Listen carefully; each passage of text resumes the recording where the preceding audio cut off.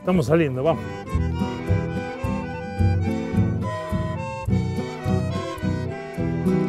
Soy Chino de Michele, soy médico y navego en este río desde hace más de 40 años. La verdad es que me gusta convivir con el silencio del agua, con la magia de los arenales que cambian su forma y descubrir la vida que el río tiene en sus aguas mecedoras. Para nosotros, los que vivimos en Concepción del Uruguay, el río y los puertos, como no puede ser de otra manera, han tenido una relación muy profunda con nuestras vidas y siempre las han determinado de alguna manera. Para conocer la historia de los 3 puertos que tuvo la ciudad, conversé con Carlos Canavesi, arquitecto, quien nos contó los primeros periodos de la fundación. También conversamos con el prefecto Rousseau, que ha escrito tanto sobre la historia de los puertos de la ciudad. Charlamos con Eduardo Daddy Amaral, quien se desempeña actualmente en la actividad productiva portuaria, y con Jorge Saucedo, estibador de las épocas de esplendor del puerto de Concepción del Uruguay. Y también con el ingeniero Leonardo Ed, que tomó como suya la bandera de la preservación y restauración del faro de la Stella Maris, que marca la entrada al puerto de la ciudad. El puerto es seguridad.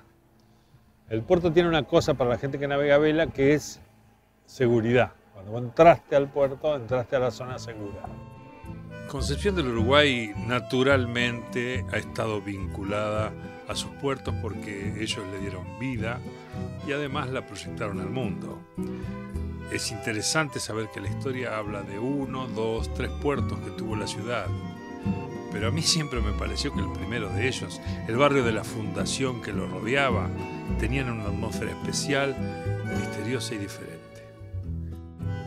El arquitecto Carlos Canavesi nos va a contar ahora cómo nació ese barrio tan entrañable que es el barrio del Puerto Viejo.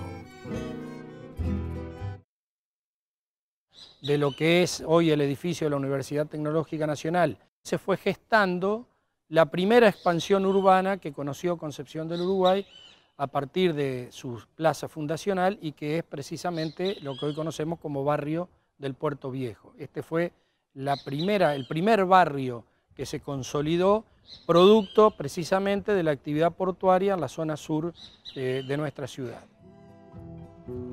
Yo cuando era chico vivía en los bordes de este barrio, en el borde norte de este barrio. Es referencial geográficamente, referencial con el humor, con la niñez.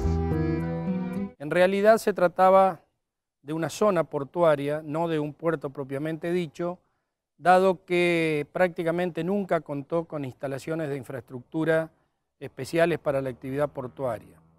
Los buques o los barcos eran barcos de poco calado que ingresaban al riacho Itapé dando la vuelta por el sur de la isla del puerto, pasando frente a lo que hoy conocemos como Santa Cándida y estacionándose frente a lo que hoy conocemos como Balneario Itapé. Hurgando entre viejas fotos para hacer este trabajo y buscando datos, dimos con el prefecto Rousseau, un historiador enamorado del puerto y la ciudad, quien nos dio una verdadera clase sobre el funcionamiento del puerto, del origen, de quienes lo soñaron, lo proyectaron y de aquellos primeros pasajeros que llegaron a nuestras costas. Pero prefecto, ¿con qué construcción actual coincide exactamente el lugar donde estaba el Puerto Viejo? A la altura de donde está el faro, ahora el ex club de pescadores, toda esa zona, había un lanchón de piedra y se llamaba Puerto Las Piedras. Entonces los carros aprovechaban de entrar al río con sus ruedas altas, descargaban de los lanchones y bajaban a tierra.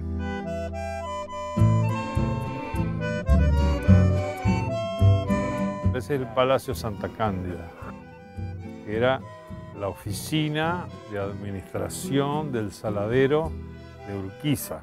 Acá había un puerto, era un puerto todo, una explanada de palos, con un crique de una zorra y un transversal donde se cargaban los cueros y el tasajo y alguna otra cosa que exportábamos. Básicamente supongo que era cuero.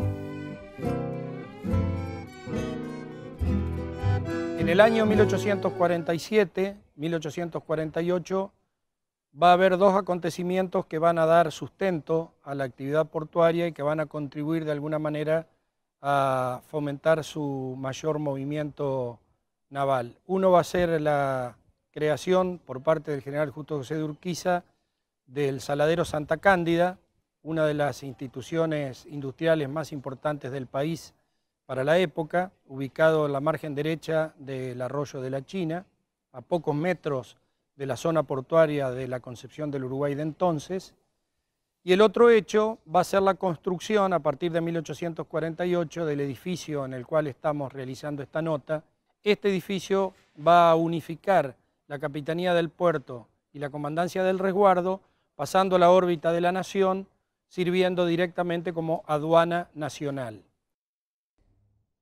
Entonces desde la torre directamente se ve el paso de la Capacuá. Entonces había un sistema de señales de bandera entre los barcos y la torre. Cuando el barco fondeaba, salía una lancha a buscar la correspondencia y los pasajeros, y así es la inversa.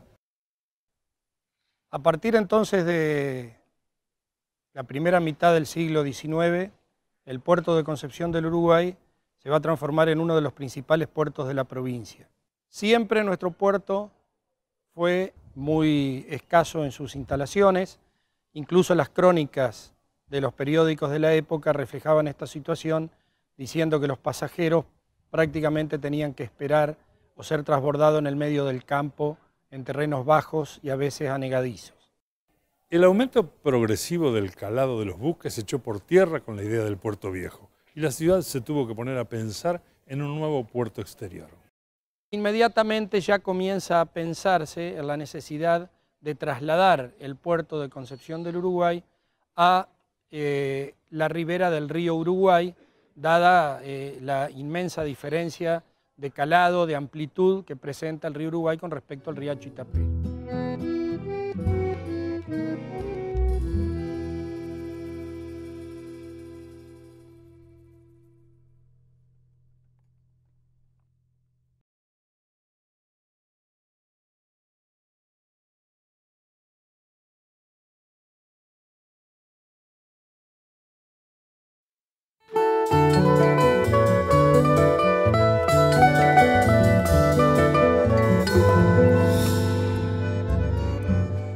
Con la construcción de este puerto exterior, lo que se quiso es darle una nueva vida a la ciudad.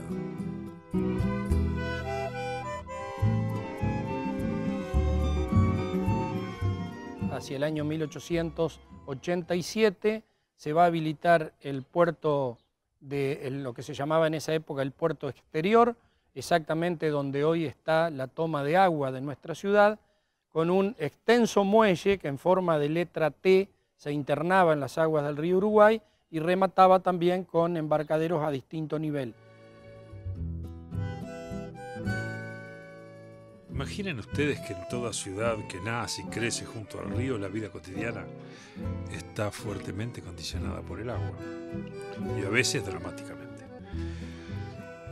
Las crecientes que periódicamente suceden siempre alteran la vida de los habitantes. En 1887, inmediatamente allá en noviembre del 87, inmediatamente inaugurado, y en 88 se producen dos grandes crecientes que se estima que fueron las crecientes más grandes que tuvo el río Uruguay. La fuerza de la corriente, el puente muy bajo, hacen fuerza y lo sacan de los estribos y cae al agua. Quedó interrumpido.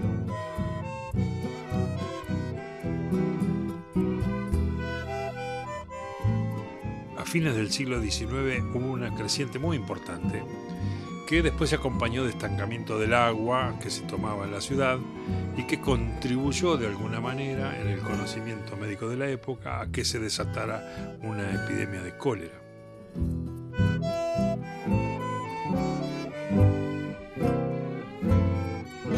El agua de la ciudad dependía o de los pozos, aljibes, o de los aguateros.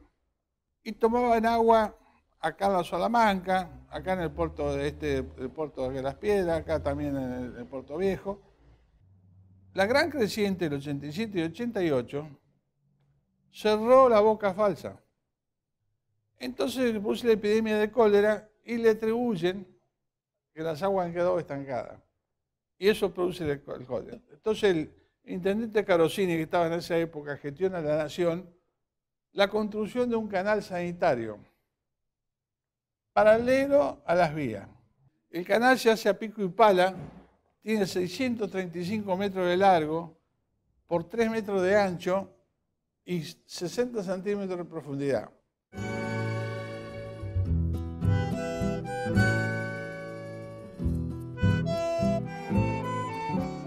Este canal, que no fue pensado más que con motivos de salud, terminó siendo el embrión del Puerto Nuevo.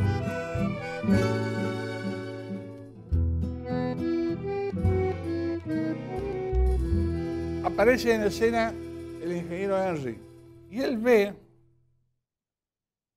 la factibilidad de ensanchar el canal y hacer un puerto interior. Sugiere ensanchar el canal sanitario, un pequeño canal sanitario. Inmediatamente Henry comienza la construcción en esa zona de una serie de muelles de madera hacia el sur y comienza el nacimiento del puerto de Concepción del Uruguay.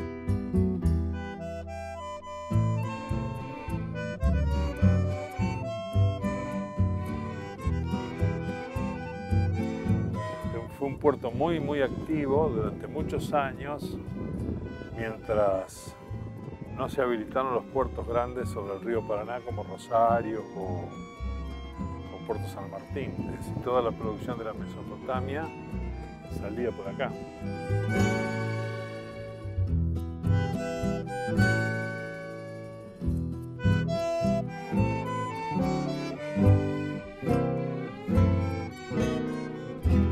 Esta es la época floreciente del puerto de Concepción del Uruguay. Hasta la guerra, hasta el 40. Avanza, llegó a ser el tercer puerto de exportación de lino del país. Se hacen las grandes obras, se hace el edificio donde está el Museo de Rivera ahora, lo que va a ser la estación fluvial. Se hace, en el año 28 se construye el molino de Concesión, se hacen los elevadores de grano. Y posteriormente, ya en la década del 40, los antiguos muelles de madera comienzan a ser reemplazados por muelles de hormigón. El puerto significó la entrada de pasajeros, el intercambio con Paysandú, que ya se usaba el canal, la llegada de buques de todas las banderas. En 1951 se estableció el famoso servicio ferrofluvial. No sé si ustedes se acuerdan, que venía el tren del Paraguay, con esas máquinas grandes, las Henschel, que están ahí tiradas en la playa de maniobras del ferrocarril. Venían los trenes y en el puerto de Uruguay desembarcaban al buque de la carrera, que salía a las 7 de la tarde, el Washington, el Berna, el Artigas y otros, hasta Buenos Aires. Era a la inversa, salía de Buenos Aires en vapor, transbordaban en Concepción del Uruguay, en el puerto. Todavía se ven en algunas partes de los tinglados que había. La gente que iba al norte, a Concordia, a Corrientes, a Posada y a la Asunción del Paraguay. Le dio una vida importantísima, era un mundo de gente. Cuando yo recuerdo el pibe andaba ahí, el valor que tenía, ¿no? para nuestra ciudad.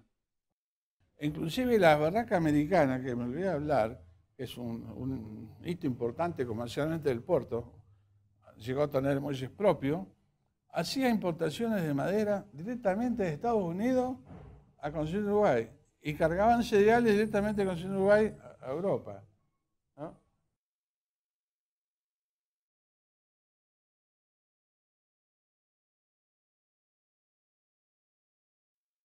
La Federación también hizo mucha descarga de soja y carga a buques de ultramar de soja paraguaya, cuando venía en tren, cuando estaban habilitados los ramales de Concordia a Concepción, cosa que hoy día el directo está roto y abandonado. Cuando llegaban esos trenes se operaba en el elevador, se descargaban los vagones tolva, se almacenaba y después venían los barcos grandes. Vino por ese entonces el Marco Azul, el barco más grande que entró al puerto de Uruguay.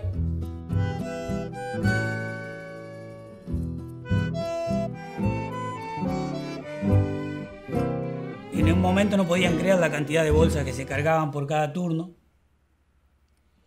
y los rendimientos que se hacían demostraban de que efectivamente se podía seguir trabajando tranquilamente. Esto llevó a que el puerto fuera considerado un puerto limpio.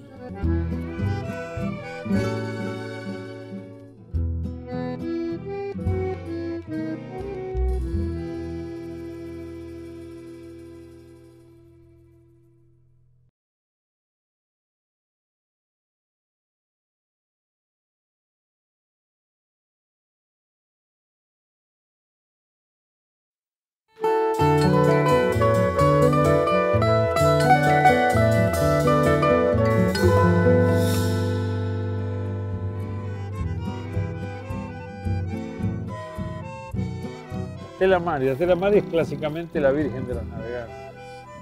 Se supone que al virar esta boya entraba en una zona protegida, por eso la Virgen es la que preside el faro y la que te marca la seguridad de la entrada a puerto. Cuando uno, habría que estar navegando con mucha ola, pero cuando uno entra ahí se acaba la ola. Es una cosa muy notable.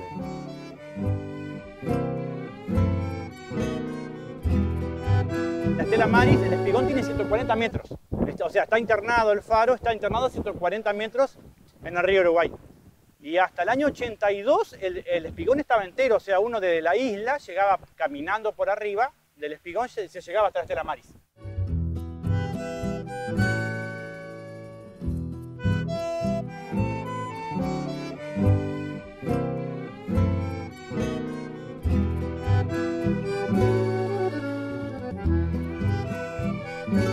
En 1942, cuando se propuso hacer un faro en el canal de acceso al puerto de Concepción del Uruguay, se formó una comisión y a lo largo de los 4 o 5 años que duró todo esto, se recaudó el dinero para hacer el faro.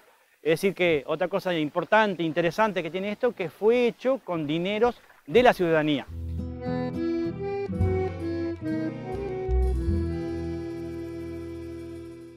Yo creo que todos los que amamos el río sabemos lo que es la Estela Maris, que más allá de su carácter religioso, a los que andamos en el agua y todo eso, es el asunto de ya cuando uno viene de verla y de saber que está.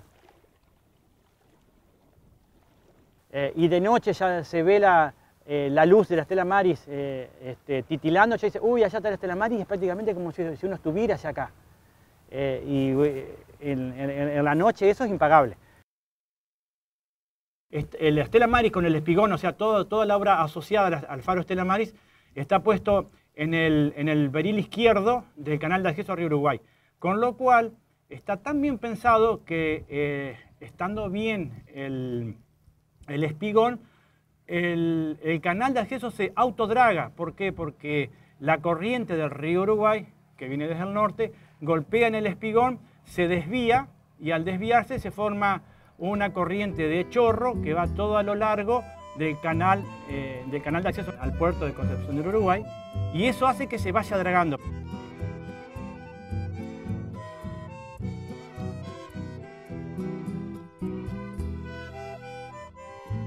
Los tiempos fueron haciendo que los barcos fueran cada vez más grandes, cada vez con más calado, y el dragado permanente del río Uruguay se transformó en un verdadero problema para la sustentabilidad de la vía de agua. También la mejora de las comunicaciones terrestres le fue quitando notoriedad económica al puerto.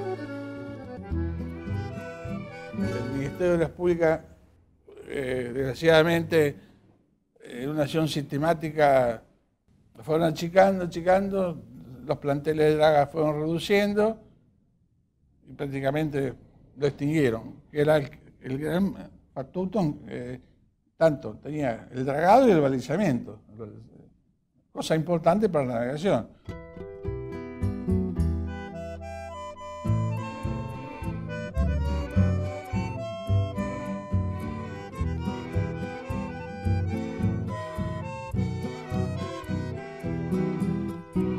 La época de esplendor cada vez se fue más lejos, cada vez hace más tiempo, y quienes vivían de la actividad portuaria perdieron sus fuentes de trabajo y la ciudad perdió la dinámica que el puerto le otorgaba, le imprimía.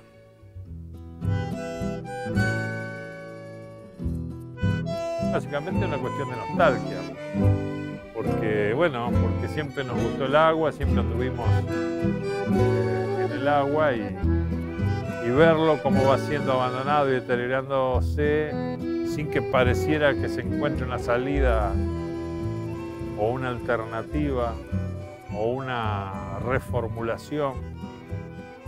Uno ve que se va deteriorando y no hay reconversión ni reactivación, ninguna de las dos cosas.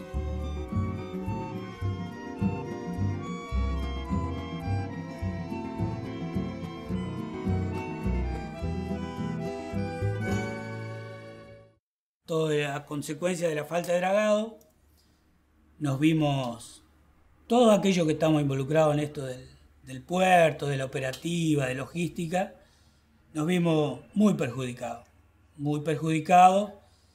Tan es así que la realidad de hoy es la expectativa de que podamos llegar a ser contenedores a través de este nuevo emprendimiento de empresas colegas que están haciendo acá en el puerto. Sí, cantidad de gente, trabajaba mucho. Acá adentro nomás era un tema de... Trabajaban 80, 90 por día, cargando camiones y descargando. Hoy en día somos 5 o 6 que se trabaja acá adentro únicamente, es lo que queda. Sí, tema de puerto, bueno, trabajaban 500, 600 tipos, 2 días, 3, un movimiento que... Mucho trabajo. No, ha cambiado mucho el sistema de la gente, no. Y veces que venimos semanas y semanas y no hay nada, tampoco en este momento no hay nada. Estamos parados en la puerta y estamos hasta las 9 de la 10 de la mañana y nos vamos. No hay nada de trabajo por eso. En ese tiempo sí, cuando entraban los barcos, llegaron a entrar hasta 100 barcos en un año, o menos acá, que ahora, a veces de vez en cuando entra uno y nada más, no se ve movimiento de nada ahora. Está muy triste esto.